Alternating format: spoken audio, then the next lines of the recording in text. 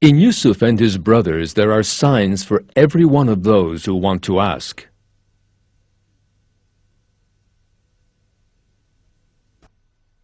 The lives of many prophets are mentioned in the Quran. One of these is Prophet Yusuf. The Quran contains very detailed information about the life of this holy prophet. Throughout his life, Prophet Yusuf encountered great difficulties, but he was always hopeful and always trusted in and gave thanks to God. For that reason, his life contains important lessons for all believers.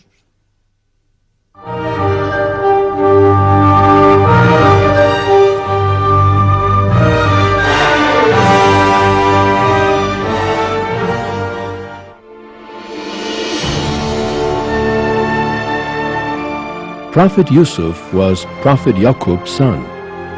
Prophet Yaqub was a strong, sincere, and honored prophet. These features of him are related in the Quran in this way.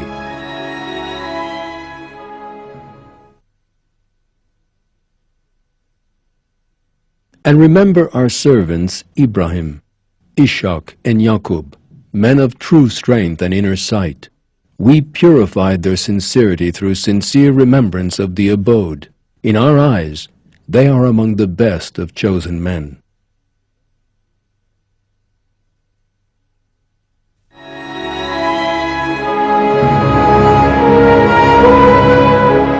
Prophet Yaqub had 12 sons.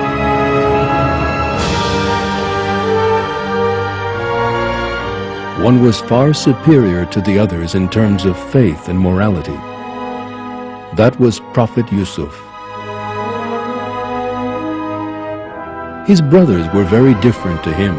They lived solely for their desires and earthly passions, and ignorantly violated God's laws.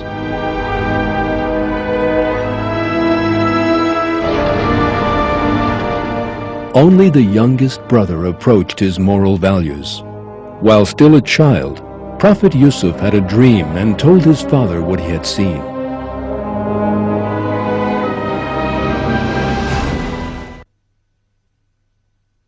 When Yusuf told his father, "Father, I saw 11 bright stars, and the sun and moon as well. I saw them all prostrate in front of me," he said, "My son, don't tell your brothers your dream, lest they devise some scheme to injure you. Satan is a clear-cut enemy to man. Accordingly, your Lord will pick you out and teach you the true meaning of events, and perfectly fulfill His blessing on you as well as on the family of Yaqub, as He fulfilled it perfectly before upon your forebears, Ibrahim and Ishaq. Most certainly your Lord is knowing, wise."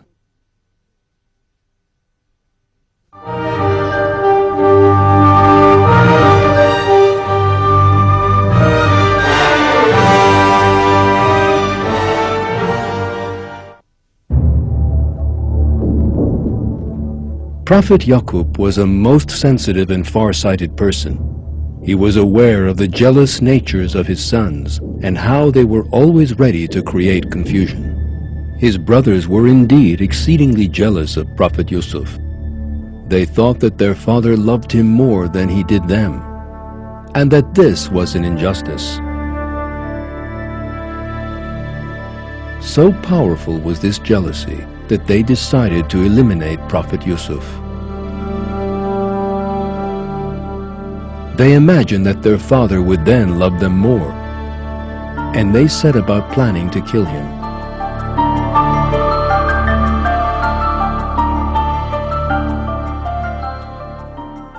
When they declared, "Why?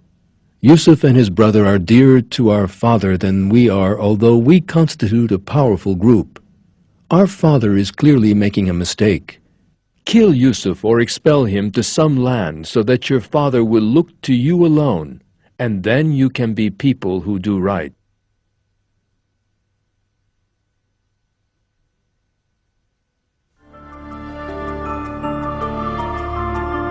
Yet in order to implement their plan, they had to depart and take Prophet Yusuf with them. they would have to convince their father to allow that.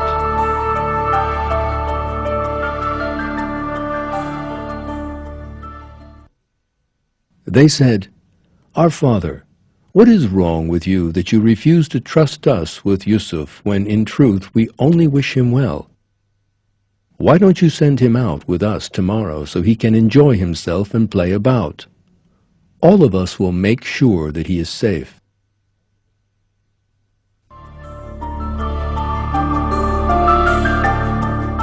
Prophet Yaqub was unwilling because he did not trust his children.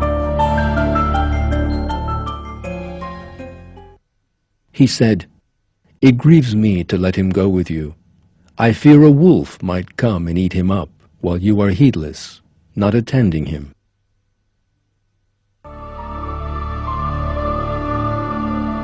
His children eventually convinced him and departed, taking Prophet Yusuf with them.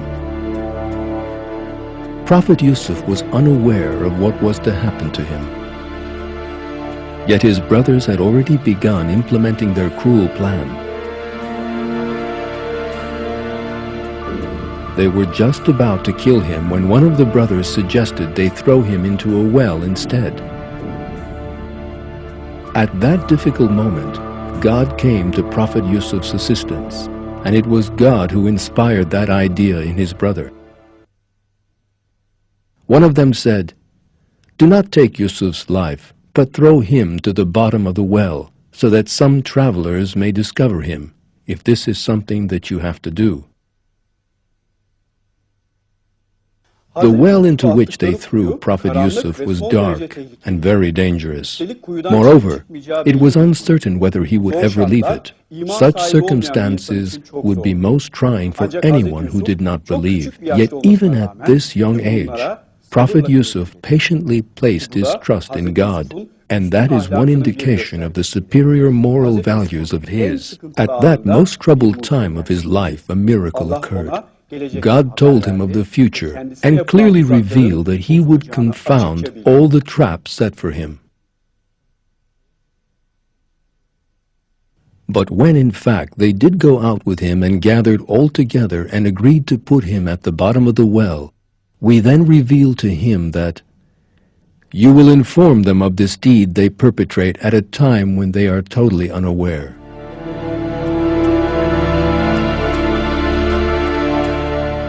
That evening, his sons returned weeping to Prophet Yaqub. In their hands was something belonging to Prophet Yusuf. This was supposedly his bloody shirt.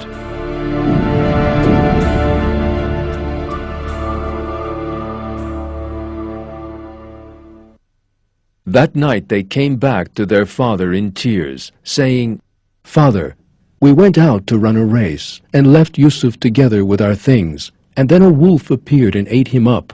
But you are never going to believe us now, not even though we really tell the truth."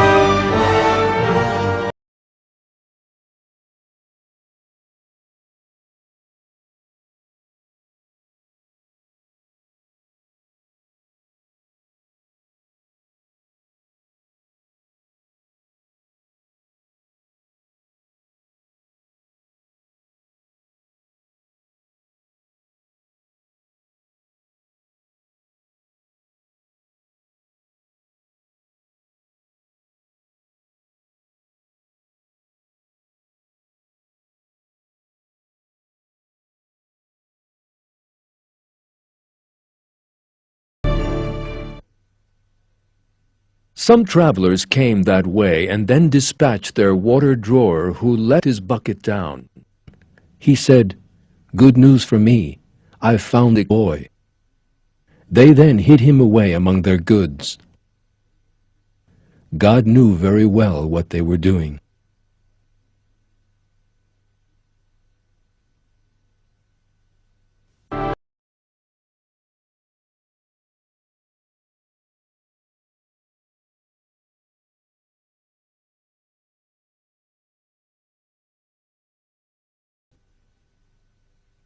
The Egyptian who had bought him told his wife, "Look after him with honor and respect. It's possible he will be of use to us, so perhaps we might adopt him as a son."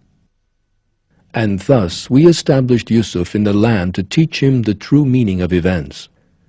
God is in control of his affair. However, most of humanity do not know.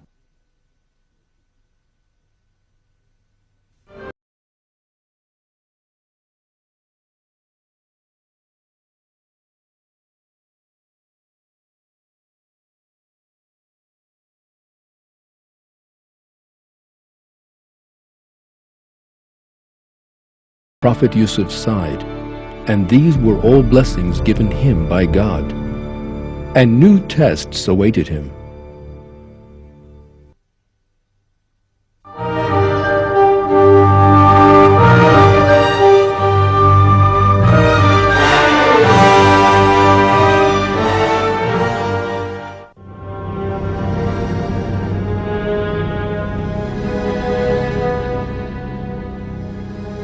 When Prophet Yusuf reached maturity, his beauty began to attract the attention of a great many women. First among these was the lady of the house in which he lived, in other words, the wife of the Egyptian governor. Before long, the governor's wife made an improper suggestion to him. Prophet Yusuf rejected the woman, however, knowing that this would be a violation of God's laws. He immediately sought refuge in him. The behavior of Prophet Yusuf in the face of this incident is described in the Quran as thus.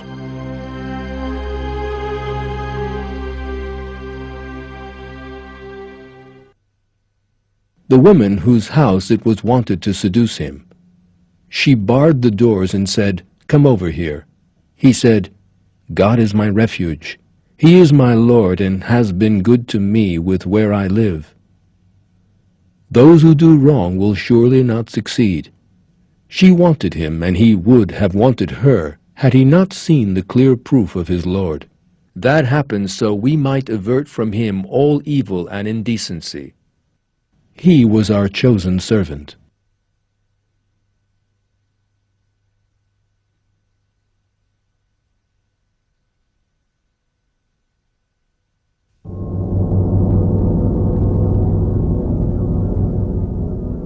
But the governor's wife was very angry with him. And although he was innocent of any crime, she uttered a great slander against him. She told her husband that Prophet Yusuf had approached her with improper intentions. She demanded that he be punished.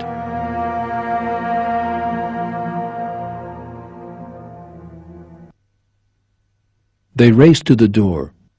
She tore his shirt at the back. They met her husband by the door. She said, "How should a man whose intention was to harm your family be punished for what he did except with prison or painful punishment?"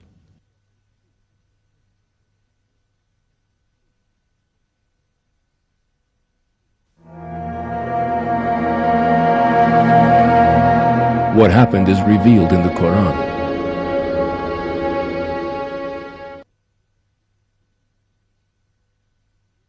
He, Yusuf, said, "It was she who tried to seduce me."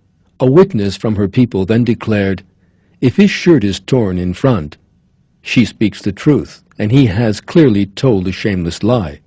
If his shirt is torn at the back, then she has lied, and he has clearly told the simple truth."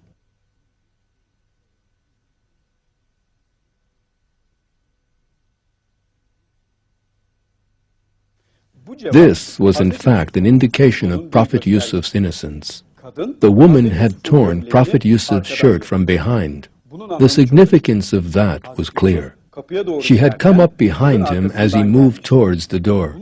At this, the governor realized that Prophet Yusuf was innocent and accepted that his wife was the one responsible. He saw the shirt torn at the back and said, "The source of this is women's deviousness. Without a doubt, your guile is very great. Yusuf, ignore all this, and you, my wife, should ask forgiveness for your evil act. There is no doubt that you are in the wrong."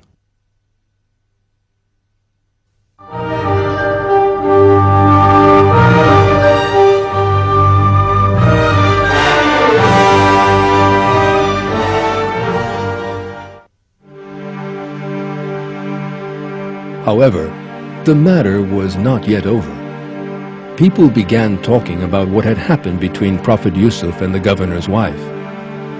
It was clear that the governor's wife was the guilty party. Many people therefore criticized her.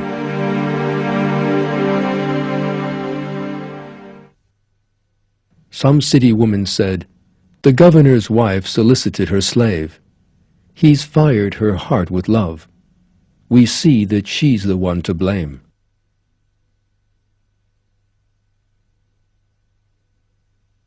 The governor's wife was greatly upset by all this talk against her. She therefore began preparing a plan. Her aim was to prove that she was right in her improper suggestion to Prophet Yusuf. Because Prophet Yusuf was an extraordinarily handsome person, and many women were amazed at his beauty. But when she heard of their malicious talk, she sent for them and made a sumptuous meal, and then she gave a knife to each of them. She said to Yusuf, "Go out to them." When they saw him, they were amazed by him and cut their hands. They said, "God preserve us. This is no man. What can this be but a noble angel here?" Despite all his determination, the governor's wife renewed her ugly proposition in front of a large crowd. She said that if he opposed her, she would throw him into a dungeon.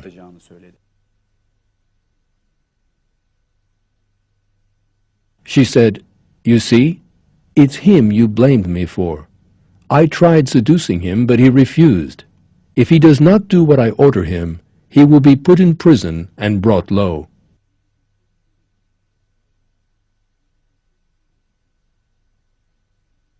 Prophet Yusuf was most determined, however. He immediately sought refuge in God and sincerely begged for his assistance.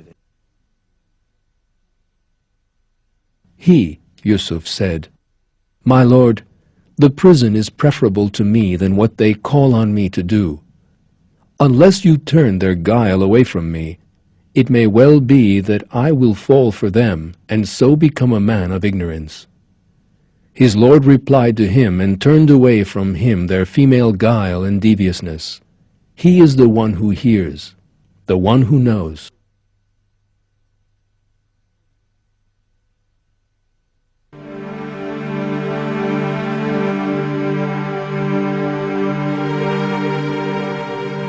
In fact, everyone knew that he was innocent. Yet they still took an unconscionable decision and threw him into a dungeon, where he remained for many years.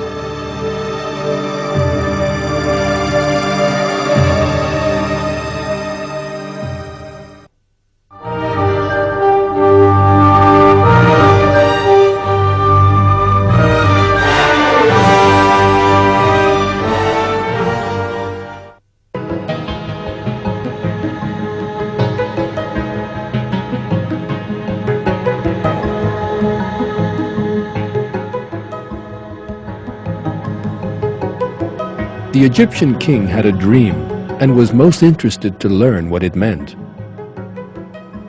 He therefore asked all the seers and wise men in the land.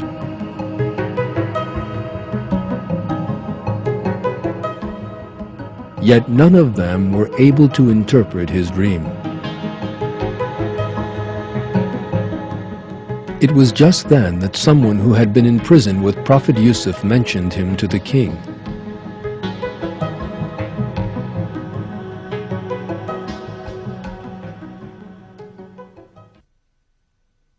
The king declared, "I dreamt of 7 fat cows, which 7 thin ones ate, and 7 green ears of wheat, and some others which were dry. O counselors, explain my dream to me if you are those who can interpret visions." They said, "A jumbled mass of mixed-up dreams. We do not know the meaning of such things." The one of them who had been saved then said, remembering after a period, "I will tell you what it signifies, so send me out."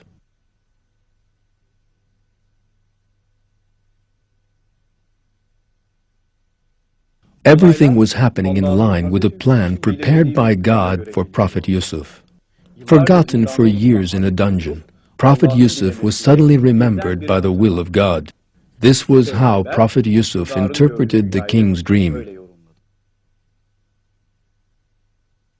He said, "Sow for 7 years in the normal way, and leave that which you harvest in the ear, except for a small amount from which you eat. Then after that 7 hard years will arrive, in which you can eat from what you set aside for them, except for a little which you store.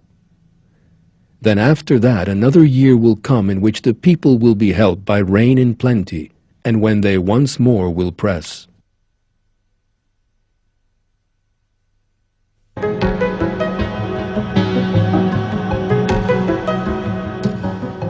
In the wake of that interpretation, the king sent a messenger to call Prophet Yusuf to him. Yet he sent the messenger back to the king with a number of important questions in order that his innocence should be revealed.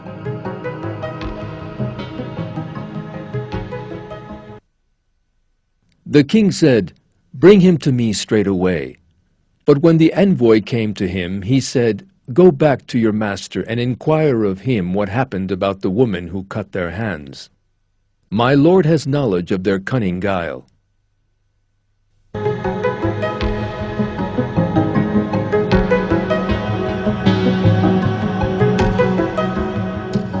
In response to his question, the king gathered the women together and asked for the truth of the matter.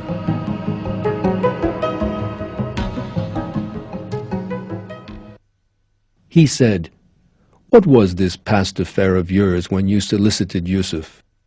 Then they said, "God forbid, we know no bad of him."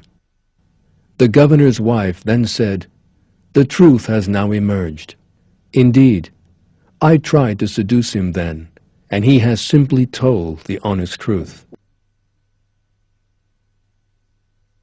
After so many years, the truth finally emerged. The way that Prophet Yusuf spent years in prison despite being totally innocent contained something very auspicious. Every moment experienced by this holy prophet had been planned in the sight of God. Throughout his time in prison, he had grown deeper and more mature in faith. In addition, the situation in Egypt had been arranged in such a way as to bring him to power.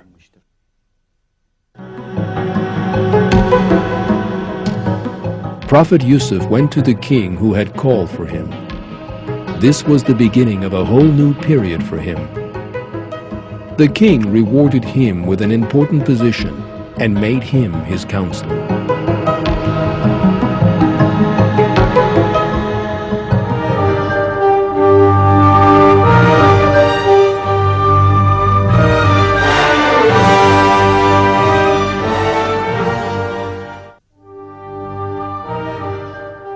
Prophet Yusuf became responsible for the Egyptian treasury. At that time, a most important development took place. Those brothers who had thrown him into the well came to Egypt for reasons of trade. And the person who would appear before them was Prophet Yusuf. His brothers failed to recognize him, but he immediately recognized them. He treated them most hospitably and offered them material benefits. In implementing his plan, he actually had another aim in mind. He wanted to see his youngest brother.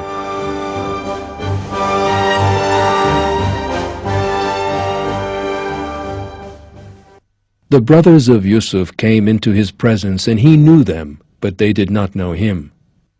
Then, having supplied their needs, he said to them, "Bring me your brother, your father's youngest son. Do you not see that I dispense full measure and am the most hospitable of hosts? But if you do not bring him here to me, your measure from me then will be denied, and you will not come near to me at all."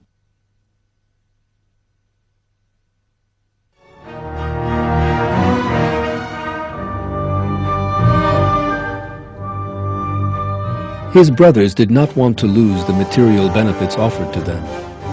They therefore immediately left Egypt and returned to their father. asking for their youngest brother. But Prophet Yaqub did not trust them.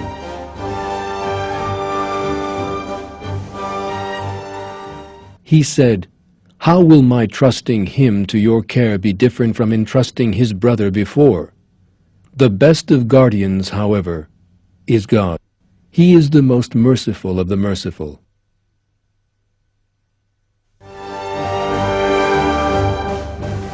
After having received a firm promise, Prophet Yaqub allowed his youngest son to depart, reminding them to be careful.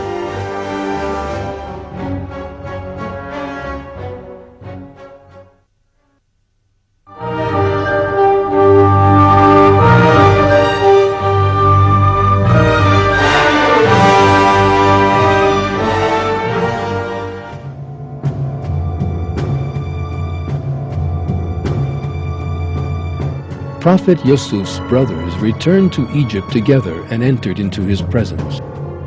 He separated his little brother from the others and revealed his true identity.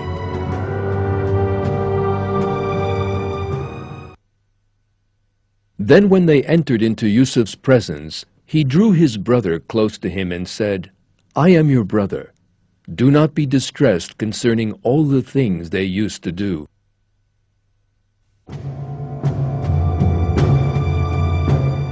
Under the laws of Egypt, Prophet Yusuf could not have kept his brother with him.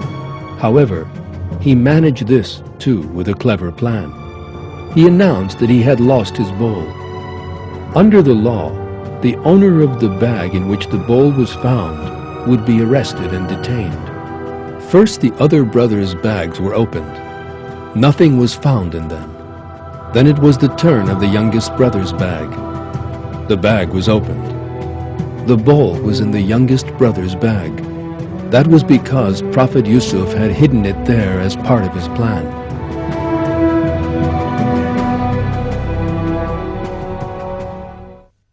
He, Yusuf, started with their bags before his brothers and then produced it from his brother's bag. In that way, we devised a cunning scheme for Yusuf. He could not have held his brother according to the statutes of the king, only because God had willed it so. We raise the rank of anyone we will. Over everyone with knowledge is a knower.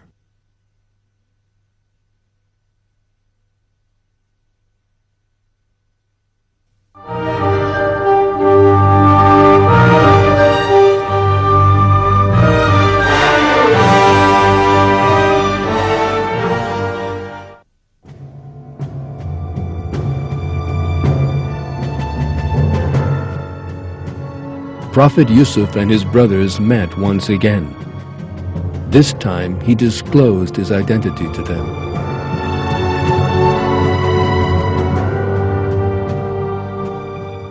He, Yusuf, said, "Are you aware of what you did to Yusuf and his brother in ignorance?" They said, "Are you Yusuf?" He said, "I am indeed Yusuf, and this here is my brother. God has acted graciously to us. As for those who fear God and are steadfast, God does not allow to go to waste the wage of any people who do good." They said, "By God, God has favored you above us. Clearly, we were in the wrong."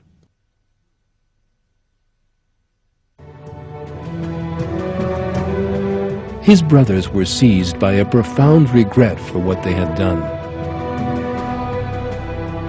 They accepted that God has singled Yusuf out and that he had chosen him over them. Prophet Yusuf displayed great maturity and forgave them. This information appears thus in the Quran. He said, "No blame at all will fall on you. Today, you have forgiveness from God. He is the most merciful of the merciful."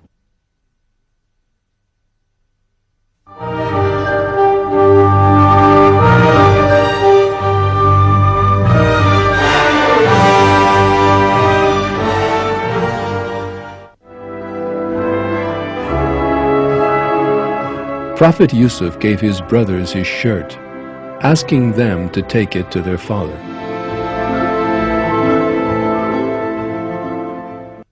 Go with this shirt of mine and cast it on my father's face, and he will see again.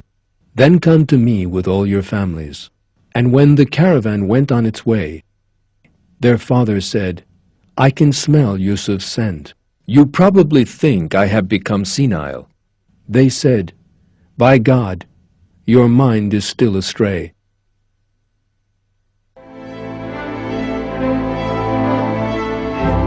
Prophet Yaqub's reaction after taking the shirt is described in the Quran in these terms.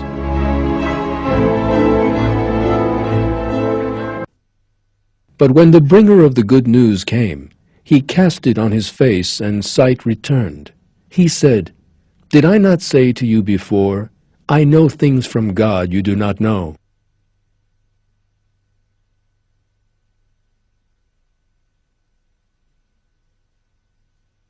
The first thing Prophet Yusuf did when he met his family was to hold them to his breast and remind them that they were safe. Neither were the hospitality and subtlety of Prophet Yusuf limited to this. The respect that he had showed his parents is described thus in the Quran. He raised his parents up onto the throne. They fell prostrate in front of him.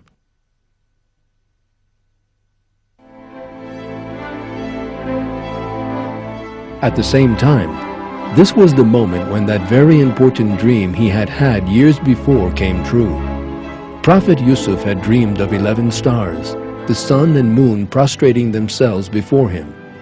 Now his mother, father, and brothers respected for the position he enjoyed, and they prostrated themselves before him as a mark of that respect.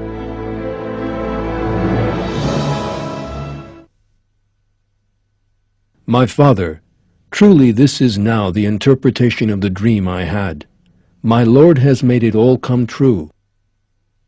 And he was kind to me by letting me out of prison and brought you from the desert when Satan had caused dissent between me and my brothers. My Lord is kind to anyone he wills. He is indeed all-knowing and all-wise.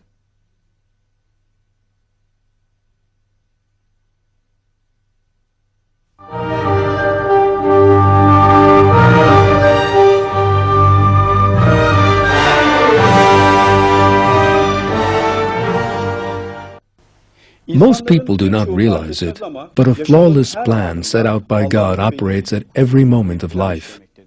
The life of Prophet Yusuf is manifest proof of that plan. He was thrown into a well by his own brothers, made the subject of an ugly slander, and forgotten in the dungeon he was cast into.